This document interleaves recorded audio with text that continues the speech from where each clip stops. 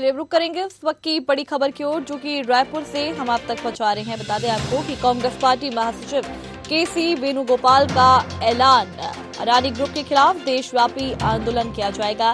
वेणुगोपाल ने मोदी सरकार पर भी आरोप लगाया है। उन्होंने कहा कि केंद्र सरकार आम लोगों के पैसे का इस्तेमाल कर रही है, पैसों से करीबी दोस्त की मदद भी की जा रही है। एलआईसी और एसबीआई दफ्तरों के सामने आंदोलन किया जा रहा है।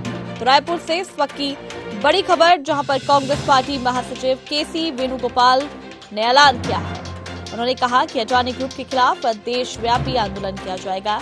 वेणुगोपाल ने मोदी सरकार पर भी आरोप लगाया है। उनका कहना है कि केंद्र सरकार आम लोगों के पैसे का इस्तेमाल कर रही है, पैसों से करीबी दोस्तों की मदद भी की जा रही है। एलआईसी और एसबीआई दफ्तरों के सामने आंदोलन किया जा रहा है।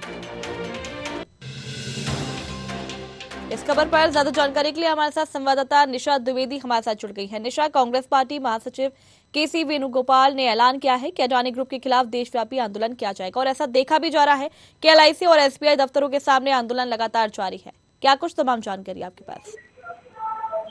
जी पूजा, कांग्रेस ने अपने राष्ट्रव्यापी धरने के तहत जो है एसबीआई और एलआईसी ऑफिस का घेराव कर धरना प्रदर्शन कर रही है। कांग्रेस क्या है, इस मुद्दे को भुनाने में लग गई है और इसे घर घर तक पहुंचाने के अभियान में जुट गई है। अचानक हाथ आए ये मुद्दा कांग्रेस के लिए एक बहुत बड़ा हथियार साबित होगा, क्योंकि अभी हम देख रहे हैं कि छत्तीसगढ़ में आगामी चुनाव भी है। इस दृष्टि से भी ये मुद्दा जो है बहुत महत्वपूर्ण हो जाता है और कांग्रेस जो है इस मुद्दे के साथ सीधे मोदी सरकार को घेरने की कोशिश कर रही है, केंद्र पर आरोप लगा रही है और इसके तहत मोदी जी को भी स्वयं आरोपों की झड़ी में बांध रही है। हम देख रहे हैं कि बीजेपी इस मामले में खामोश बैठी है। बीजेपी की ओर से अभी तक कोई जो टिप्पणी है वो सामने नहीं आई है और बीजेपी इस मामले को तुल देने से बच रही है।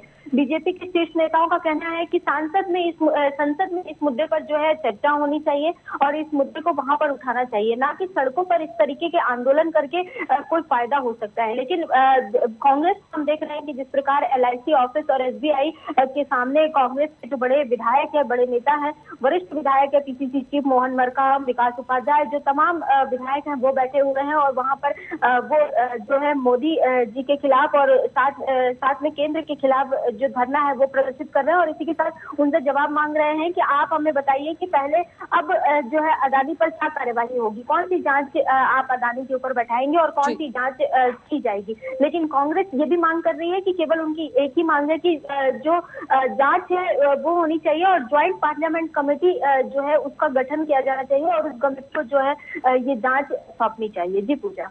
जी बिल्कुल निशा, आपने सही कहा कि लगातार अगर कोई मुद्दा होता है तो कांग्रेस उसको पकड़ के उसको भूनती है और उसको बड़ा बनाती है और एक बार फिर यहाँ पर कांग्रेस को कहीं ना कहीं मुद्दा मिल गया और यहाँ पर केंद्र सरकार को भी उन्होंने घेरा है।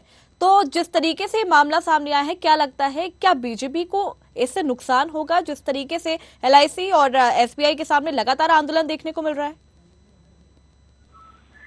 पूछा, ये नुकसान कहना अभी सही नहीं रहेगा, क्योंकि इस मामले को कांग्रेस बीजेपी ने तुल देना ही छोड़ दिया है। बीजेपी की ओर से कोई इस पर कोई नेता सामने नहीं आ रहे और उन्होंने कुछ भी नहीं कहा है। लेकिन जो उनके वरिष्ठ नेता हैं उन्होंने केवल एक ही बात कही है कि ये जो मामला है वो सदन में उठना चाहिए और सदन पर इस पर बातचीत होनी चाहिए और वहां पर आपको प्रश्न लगाने चाहिए कि आखिर ये क्यों है, क्या है और इस पर आपको पूरी जानकारी वहीं से मिलेगी। लेकिन जिस प्रकार कांग्रेस इसे धरने का रूप देकर, जिस प्रकार पूरे देश में हम देख रहे हैं कि अलग अलग जगहों पर धरना किया जा रहा है, एलआईसी और एसबीआई का घेराव किया जा रहा है और आगामी चुनाव भी है, तो कहीं ना कहीं कांग्रेस इसे तुल देने की कोशिश कर रही है और ये अचानक हाथ आया जो मुद्दा है इसे कांग्रेस जाने नहीं देना चाहती है। इसे कांग्रेस जो है चुनावी मुद्दे के रूप में देख रही है और जिस प्रकार आरोप लगाए जा रहे हैं अडानी ग्रुप को लेकर के, जिस प्रकार उनके शेयर्स गिरे हैं, जिस प्रकार देश में जो आ रहा है सामने आ रहा है उसे लेकर, लेकिन अब ये देखना होगा कि कितना इससे फायदा पड़ता है क्या आगामी चुनाव में, क्योंकि अभी